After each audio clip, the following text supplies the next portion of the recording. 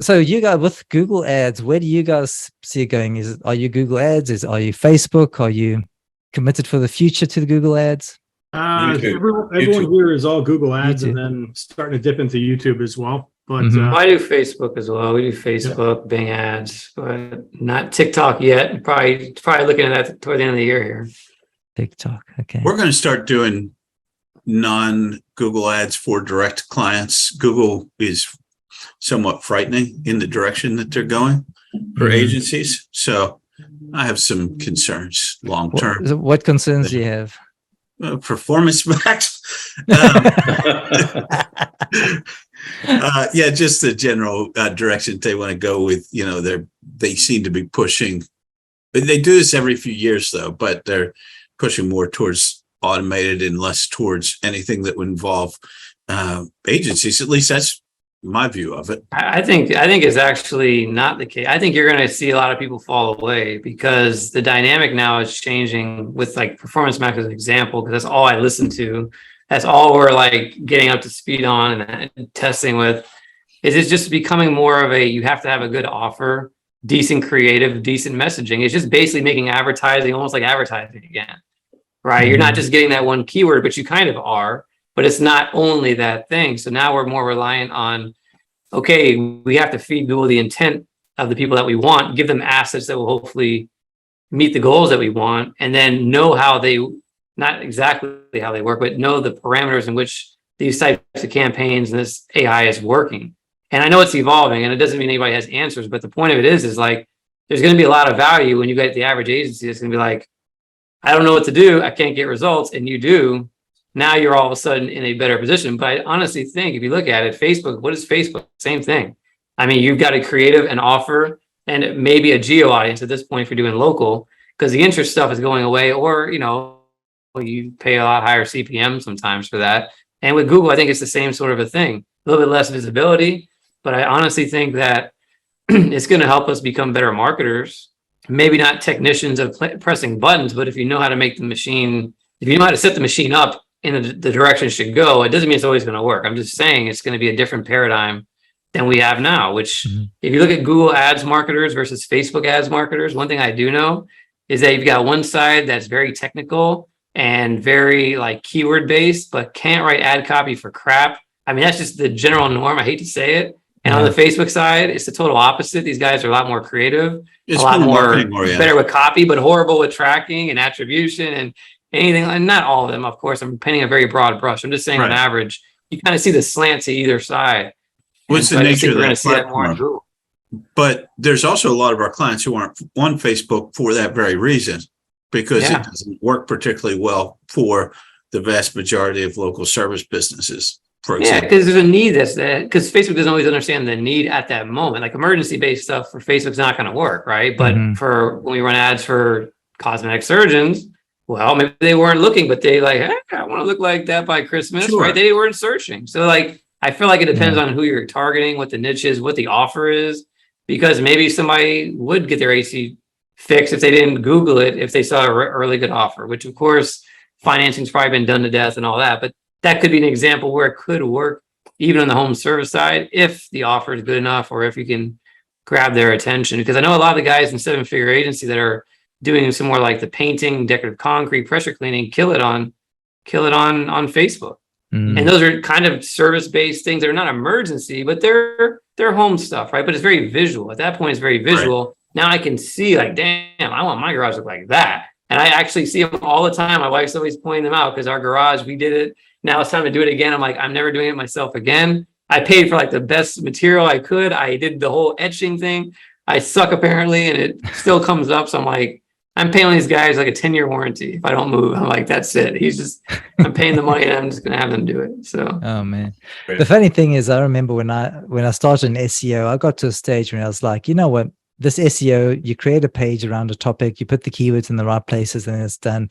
I thought SEO as an industry was going to die. I mean, genuinely. And I mean, it's stronger than ever now. I just think it's actually become a higher skill. Like if you try and find an SEO expert, it's difficult to find really good people. So I look at PPC and it's like, okay, they're showing less keywords. They're definitely going towards a trend on automated bidding trajectory. And it's like, yeah, it's like, why are they showing less keywords? And they're kind of saying, well, we know more about the customer than you do with all the data we could. They should outperform me then. Yeah. That reminds me of financial advisors where, what do they say? That 96% of them don't outperform the S&P 500. Right. Yeah. So that's sort of the future that I see. And I tell everybody this, and I'm going to have this conversation with a problem child client that we have this afternoon. As you can call me whatever you want. An internet marketer is what a lot of people say. I'm an internet traffic broker. My job is to find you the cheapest, highest quality traffic to deliver to your site. And I can tell you where you need to put it on your site. I can tell you what you need to do with that. And in the end of the day, there's still going to be a massive value to that, even if it's Performance Max or not, because we're going to go back and we're going to tell Google, don't put it on this page, put it on that page. That's very true. Like the dynamic ads they want to run, they want to start running. So I think it's going to be turning into more of from an agency to a consultancy. And I know Mike Rhodes talked about that 5-6 years ago is what he was saying. You're going to be a consultant more than an agent. Google's going to take away those tools. But at the end of the day, you still have to work with the client and tell them, hey, idiot, don't spend money here when they want you to spend money here. Spend it here, and that's where you're going to make it. And nobody knows that.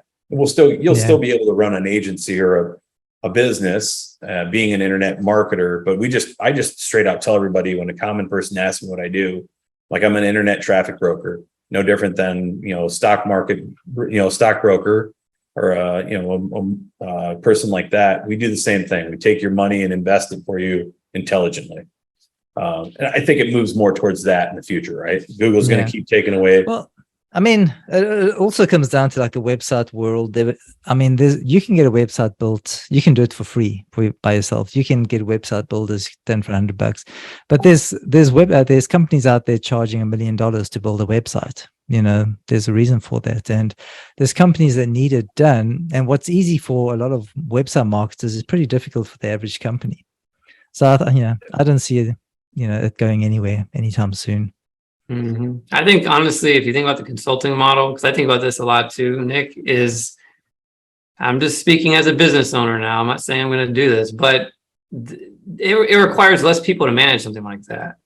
Like you don't need button pushers as much in your company because there's not as many buttons to push anymore. It's all strategy. It's in the setup. It's in the data optimization and the data in the reporting. And in creative, you might have to switch from more button pushers to more creative people for image assets, things like that. Okay, fine. But ultimately, I think it simplifies things in a way that, yes, it's scary and it's uncomfortable. But at the same time, when a shift like that happens, I just want to be on the right side of that shift. I don't want to be on the wrong side of that shift. So I feel like ultimately it's actually more fun when you have more strategy and it's not just button pushing. Personally, I like it.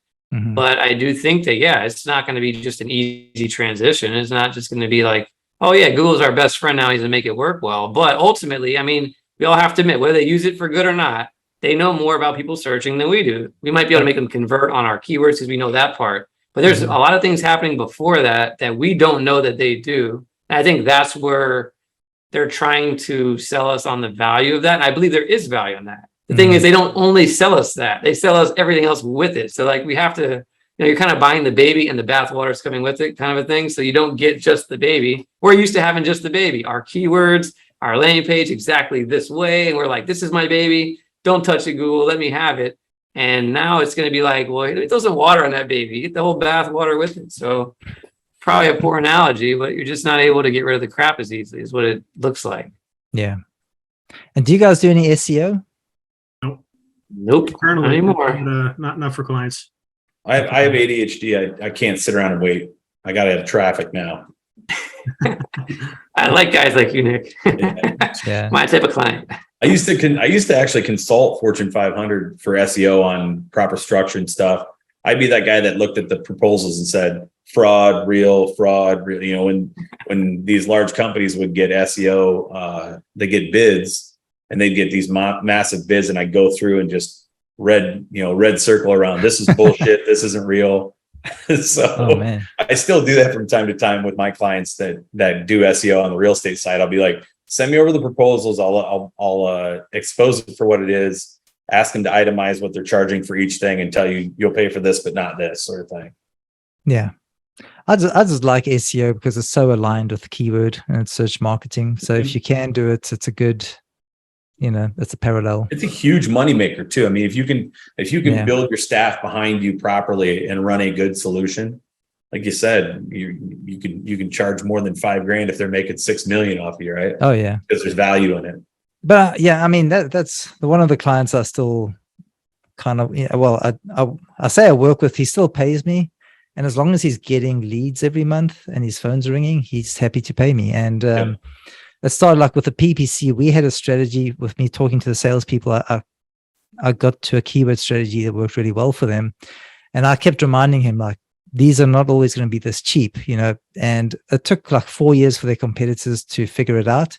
And they figured it out because the idiot's son went and told the competitors over lunch. So the Google ads spend quadrupled for the same amount of leads. And then I was like, you know what, guys, it's time to double down on SEO. So we just applied that to SEO. It took 6 months to get going. Mhm. But then that SEO outpaced the previous PPC.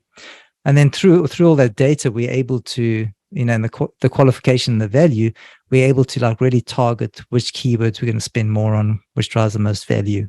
And yeah, he's super happy. Yeah. Awesome.